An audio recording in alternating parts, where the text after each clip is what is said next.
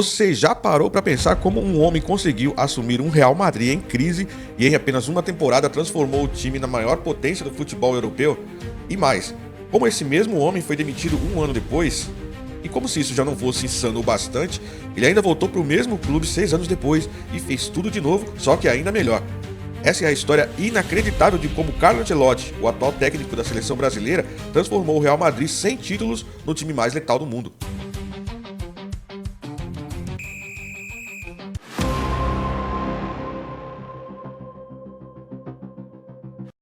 Tudo começou em 2013, quando Carlo Ancelotti assumiu o Real Madrid, mas ele já era conhecido bem antes disso, porque ele como jogador já tinha passado pelo Parma, pelo Roma e principalmente pelo Milan, porque foi lá pelo Milan onde ele conquistou 2 Champions League jogando como meio-campista. Depois de encerrar a carreira aos 33 anos de idade devido a uma lesão no joelho, o Carlo Ancelotti não perdeu tempo e logo em 1992 ele se tornou técnico num clube pequeno chamado Reggiana, e esse foi o início da sua carreira meteórica como técnico de futebol. Um tempo depois ele passou a ser técnico do Parma, e foi lá onde ele aprendeu uma das maiores lições da sua carreira, e guardem bem essa informação porque é muito importante para alguém que agora é técnico da nossa seleção brasileira. Ele aprendeu que não se pode sacrificar grandes talentos por um esquema tático fixo. Ele recusou-se até contratar o Roberto Baggio, um dos melhores jogadores do mundo naquela época, só porque não se encaixava no seu esquema 4-4-2, mas ele acabou se arrependendo profundamente dessa decisão. Desde então, passou a adaptar os seus times aos jogadores que ele tem e não o contrário. Um tempo depois, Ancelotti passou a comandar a Juventus, onde ele treinou nada mais nada menos que Zinedine Zidane, que depois de um tempo passou a ser auxiliar técnico lá no Real Madrid. Mas olha só, foi no Milan que ele teve os seus grandes momentos, porque ele acabou ganhando novamente 2 Champions desse mesmo clube. Olha que ele já tinha ganho 2 Champions como jogador em 90 e em 89, e depois em 2003 e em 2007, Ancelotti ganhou mais 2 Champions como técnico. Depois de passar pelo Chelsea, onde ganhou a Premier League, e pelo Paris Saint-Germain, onde devolveu o título francês ao clube depois de quase 20 anos sem ganhar nada, Carlos recebeu a grande ligação. O Real Madrid ligou querendo ele no clube. Mourinho já tinha acabado de sair naquela época, deixando o vestiário em crise e também deixando o clube sem nenhum título na temporada de 2012-2013. E o Barça era quem dominava naquela época, mas Carlo Ancelotti acabou aceitando o desafio. E o Zidane, que era o seu auxiliar, foi junto com ele para o Real Madrid. E aí começou uma reconstrução enorme na equipe. Saíram jogadores como Kaká, Ozil e Higuaín, e entraram jovens apostas como Carvajal, Casemiro, Isco e, é claro, o Gareth Bale, contratado por um valor recorde naquela época. Chegando no Real Madrid, o Ancelotti montou o seguinte time: na defesa, Marcelo, Sérgio Ramos, Pepe e Carvajal. Lá no meio, Xavi Alonso, Modric e Di Maria. E na frente, o trio conhecido como BBC, Benzema, Gareth Bale e Cristiano Ronaldo. O time começou bem, vencendo o Betis por 2-1 logo na estreia da La Liga e goleando a Champions logo de cara, com direito a hat-trick do CR7. Mas os tropeços vieram. Derrota para o Atlético em setembro, depois para o Barcelona logo no primeiro clássico e, como é de se esperar, a pressão acabou vindo em cima do Ancelotti. E aqui vale ressaltar uma importante característica do Ancelotti e que vai ser muito útil para a seleção brasileira: a capacidade dele ajustar o time. E ele fez isso com o Real Madrid. O Real Madrid, que veio dessas derrotas, acabou sendo ajustado de forma que no final do ano de 2014 ele acabou em ascensão. E na La Liga daquele ano ele acabou conseguindo disputar ponto a ponto com o Atlético de Madrid e também com o Barcelona. Acabou perdendo por 3 pontos apenas de diferença, mas era um time que vinha muito em baixa, de muitas derrotas, e o Carlo Ancelotti acabou conseguindo ajustar esse time de forma a fazer ele disputar de igual para igual com os que estavam lá em cima na tabela do campeonato. Essa característica vai ser realmente muito útil aqui na seleção. Diz aí no comentário o que você acha disso. Mas apesar de ter perdido a La Liga, nas Copas o Real Madrid deu troco. Na final da Copa do Rei, ele venceu o Barcelona por 2-1 com aquele gol antológico de Bale correndo por fora do campo. E aí veio o maior prêmio de todos, a tão sonhada La Décima. Ou seja, nas Champions o time foi avassalador. Cristiano Ronaldo bateu o recorde com 17 gols em uma só edição e nas semifinais humilharam o Bayern de Munique por 4-0 lá na Alemanha. E a final da Champions naquele ano foi um clássico contra o Atlético de Madrid, e estava ganhando do Real Madrid até os 93 minutos, cara. O jogo todo já estava dado como perdido, 1-0 para o Atlético de Madrid e já era a Champions daquele ano. Só que aí o Sérgio Ramos foi lá e empatou o jogo com um gol de cabeça aos 93 minutos, meu amigo, e levou o jogo para a prorrogação. E aí na prorrogação, Gareth Bale, Cristiano Ronaldo e o Marcelo acabaram com a partida. Fizeram um gol cada um, deixando o resultado por 4-1 e aí dando as Champions para o Real Madrid. Com isso, o Carlo Ancelotti conseguiu fazer o que a torcida mais esperava, ter a 10ª taça da Champions League. Mas como nem tudo são flores, na temporada seguinte, mesmo com reforços como Toni Kroos e James Rodrigues, as coisas começaram bem, mas desandaram. O time venceu 22 jogos seguidos, conquistou a Supercopa e o Mundial de Clubes, mas caiu na semifinal da Champions para a Juventus e também perdeu a La Liga para o Barcelona. E naquela época tinha montado um trio ofensivo imparável, com o Messi, com o Suárez e também com o Neymar, o conhecido trio MSN. E mesmo com o trio BBC lá no Real Madrid, formado pelo Cristiano Ronaldo, que vinha vivendo a sua melhor temporada da carreira, com 61 gols, Ancelotti acabou sendo demitido em maio de 2015. O presidente Florentino Pérez disse que o clube precisava de novo impulso. E aí acabou chegando a era Zidane, como técnico do Real Madrid, que conquistou 3 Champions League seguidas. Mas mesmo assim, o Real Madrid sempre viveu com muitos altos e baixos. E 6 anos depois, o Real Madrid acabou batendo novamente na porta do Carlo Ancelotti. Enquanto estava fora do Real Madrid, Carlo Ancelotti ainda passou pelo Bayern de Munique, pelo Napoli e pelo Everton. Mas foi num telefonema em 2021 que tudo mudou. Ele ligou para o CEO do Real Madrid, o José Ángel Sanches, para tentar contratar jogadores para o Everton, clube que ele comandava na época. Mas a conversa acabou se voltando para uma recontratação do Carlo Ancelotti para o Real Madrid. 3 dias. Foi esse o tempo que Carlo Ancelotti levou para sair do Everton e voltar ao Real Madrid. Convocado como o homem que mais uma vez salvaria o clube, curiosamente, tanto ele quanto o próprio Real Madrid pareciam estar em fases decadentes de suas trajetórias.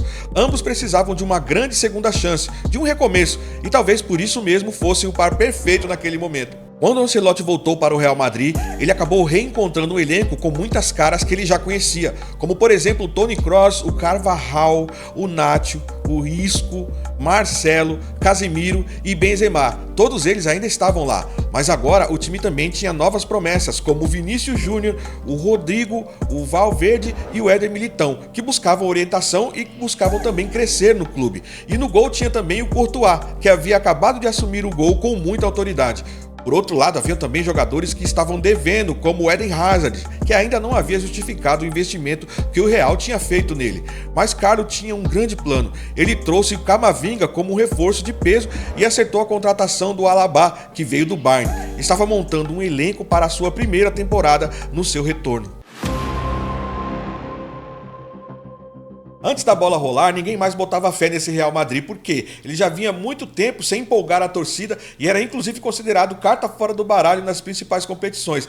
Mas essas pessoas que não acreditavam acabaram se surpreendendo. E nesse retorno do Carlo Ancelotti, quando estreou na Champions League, foi logo uma zebra, que acabou perdendo por um time chamado Sheriff, que é da Moldávia. Mas acabou depois ganhando 5 jogos em sequência e fechou a chave de grupo de uma maneira muito convincente. E o retorno do Ancelotti para o Real Madrid teve um efeito muito positivo, porque o time que não ganhava nada ganhou a La Liga daquele ano já em mês de abril, de forma antecipada, com uma diferença de 13 pontos para o segundo colocado. Só que o que eles queriam mesmo era a Champions. Meu amigo, o Real Madrid estava muito embalado. O Carlo Ancelotti conseguiu trazer de volta essa motivação da torcida e eles sentiam que ninguém mais conseguiam pará-los. Nas oitavas, porém, eles acabaram enfrentando o Paris Saint-Germain, que assim como nessa Champions também estava muito forte naquela. O primeiro jogo foi complicado. O Mbappé marcou e os parisienses venceram por 1-0. E no jogo de volta, o Mbappé de novo marcou e acabou ampliando a vantagem no placar agregado por 2-0. Isso tudo aos 60 minutos, mas aí o Benzema entrou em cena. E em 20 minutos ele fez um hat-trick histórico e virou o jogo e também a classificação. E aí ficou 3-2 para o Real Madrid dentro do Santiago Bernabéu, que foi a loucura. E nas quartas de final o adversário foi o Chelsea, que era o atual campeão naquela época. No primeiro jogo, foi outro show do Benzema, mais um hat-trick. Na volta, os ingleses reagiram, começaram marcando 3 vezes e depois viraram o confronto. Mas aí apareceu o Rodrigo Raio no finalzinho para empatar o placar, levando o jogo para a prorrogação. E na prorrogação, ele apareceu mais uma vez, Benzema fez o gol e decidiu a partida. O destino agora era a semifinal e o adversário era o melhor time da Inglaterra, o Manchester City. E a primeira partida contra os Citizens foi um placar épico, City 4 e o Real 3. Benzema e Vinícius conseguiram manter o time na disputa, mas o desafio agora era reverter esse placar lá dentro do Santiago Bernabéu. O City abriu o placar com Mahrez e parecia ter matado o confronto, mas estamos falando do Real Madrid, né? Aos 90 minutos, Benzema achou o Rodrigo e aí, caixa, meu amigo. 1 minuto depois, de novo o Rodrigo. Empate agregado, delírio no estádio, torcida foi a loucura novamente. E na prorrogação, pênalti para o Real Madrid. Benzema na bola para bater e aí, caixa de novo, virada e classificação. E está o Real Madrid em uma final de Champions novamente, comandada pelo Carlo Ancelotti. Ele tem o poder de conseguir fazer um time reverter a situação decadente que estava. Real Madrid na final novamente e o adversário dessa vez era o Liverpool. O jogo foi muito tenso, foi muito disputado, mas no segundo tempo, Vinícius Júnior apareceu no momento certo e fez um gol aos 59 minutos. E novamente o Real Madrid campeão da Champions League. Em sua primeira temporada, quando retornou, Ancelotti levou o Real Madrid ao topo da Espanha e da Europa novamente. Benzema acabou terminando a temporada com 44 gols e levantou a bola de ouro. Mas esse título não era só sobre estatísticas, era a volta por cima de um grupo que estava desacreditado, e isto era só o recomeço.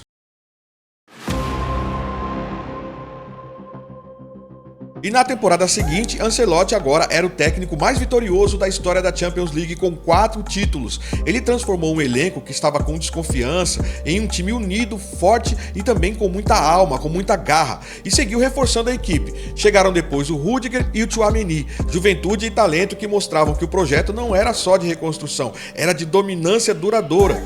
Se você achava que o Real Madrid estava acabado, pense de novo. Ancelotti devolveu não só os títulos, mas a identidade e a confiança do time. E aí, tá gostando da história? Então já se inscreve aqui no canal, deixa o seu like e comenta aí se você acha que o Carlo Ancelotti foi a decisão mais acertada da CBF para ser técnico da seleção brasileira. Na temporada seguinte, as coisas começaram a desandar. A Copa do Mundo acabou interrompendo a temporada em dezembro e quebrou completamente o ritmo da equipe. Quando voltaram, não conseguiram mais engatar uma sequência consistente na La Liga, nunca vencendo mais de 2 jogos seguidos. Isso acabou criando uma diferença de 10 pontos em relação ao líder Barcelona. Nas Champions até chegaram às semifinais, mas dessa vez o Manchester City se impôs, eliminando o Real Madrid com um placar agregado de 5-1. Ainda assim, o clube conquistou a Copa do Rei e o Mundial de Clubes, garantindo que a temporada não fosse considerada um fracasso total. Além disso, o time era jovem e estava claro que havia um plano de longo prazo por parte do Ancelotti. Na temporada de 2023-2024, o Real Madrid se despede do Benzema, um dos seus principais jogadores, e é substituído por um jogador chamado Joselu. A torcida foi pega de surpresa porque não conhecia esse jogador, ele era até desacreditado, mas nem imaginavam que ele ia se tornar um herói improvável mais pra frente. Então segura essa informação aí, que já já a gente fala sobre isso. Nesse ponto, Carlo Ancelotti também aproveitou para se desfazer do Hazard e do Asensio. E aí só sobraram, com relação à sua primeira passagem lá pelo Real Madrid, o Modric, o Kroos, o Carvajal e o Nacho. Uma outra característica importante do Carlo Ancelotti é a capacidade que ele tem de pegar um clube, ou agora uma seleção, que joga para um jogador só e fazer com que ela jogue de forma coletiva. Falando da seleção brasileira, sabemos que durante muito tempo ela foi dependente do Neymar, né? Assim como lá no Real Madrid, também teve muita dependência do Cristiano Ronaldo e também do Benzema. Mas o Carlo Ancelotti conseguiu reverter isso, fazendo com que o Real Madrid jogasse de forma coletiva e nisso dividindo os gols entre o Jude Bellingham, o Vinícius Júnior, o Rodrigo Raio e até mesmo o Joselu, que substituiu o Benzema durante um certo tempo. E olha só por que o Joselu se tornou um herói improvável. Na semifinal da Champions League daquele ano, o Real Madrid enfrentaria o Bayern de Munique. No primeiro jogo, foi empate 2-2, com 2 gols de Vinícius Júnior pelo Real Madrid. Já no segundo jogo, o Real Madrid estava perdendo até os 80 98 minutos. Mas então, o improvável aconteceu. Joselu marcou 2 gols e olha só, um foi aos 88 e o outro foi aos 91 minutos. Com isso, o Real Madrid virou o jogo para cima do Bayern de Munique, levando o Real Madrid para a final da Champions. Isso realmente foi inesperado, o que tornou o Joselu o herói improvável do Real Madrid. E na final, o Real Madrid enfrentou o Borussia Dortmund. E diferente dos 3 anos anteriores, agora o Real Madrid era o favorito absoluto. O Borussia Dortmund foi o melhor no primeiro tempo, mas desperdiçou suas chances. E como sempre acontece, quem não faz, toma, né? Aos 74 minutos, Carvajal abriu o placar. E depois, aos 84 minutos, Vinícius Júnior marcou mais uma vez numa final de Champions, selando assim a vitória para o Real Madrid, que se tornou campeão europeu pela segunda vez em 3 anos e pela terceira vez sob o comando do Carlo Ancelotti. Realmente, o Carlo Ancelotti tem a senha, né? E esse foi um título muito importante por vários motivos. Um, porque foi o último jogo da carreira do Toni Kroos, que se aposentou no auge da carreira, empatando com Nacho e Carvajal como jogadores com mais títulos da Champions League na história. O Ancelotti se tornou o maior campeão da competição com 7 títulos, 2 como jogador e 5 como técnico. E a temporada terminou com gols bem distribuídos. Foram 24 gols de Vinícius Júnior, eleito o melhor jogador da Champions League, em 23 gols também de Bellingham, eleito o melhor jogador da La Liga, 18 gols do Joselu, olha só, o herói improvável, 17 gols do sempre superestimado Rodrigo Raio e 12 gols de Brahim Dias, que era a nova estrela em ascensão no Real Madrid naquela época. É realmente uma trajetória brilhante a dele no Real Madrid e também nos outros clubes que ele passou. Ele ganhou os campeonatos nacionais dos 5 maiores países da Europa e agora é técnico da seleção brasileira. O bom é que ele tem a capacidade de se readaptar. Ele não é cara de ter um esquema tático único, fixos, escrito em pedra. Ele muda de acordo com a situação e isso é muito bom. Outra coisa boa é que se o time é dependente de um só jogador, ele consegue fazer com que o time jogue de forma coletiva. Então me diz você aí nos comentários se você concorda com isso ou não, o que você gostaria que eu trouxesse para o próximo vídeo. Não esquece de se inscrever também e deixar o seu like, beleza? Te vejo no próximo vídeo, grande abraço, falou!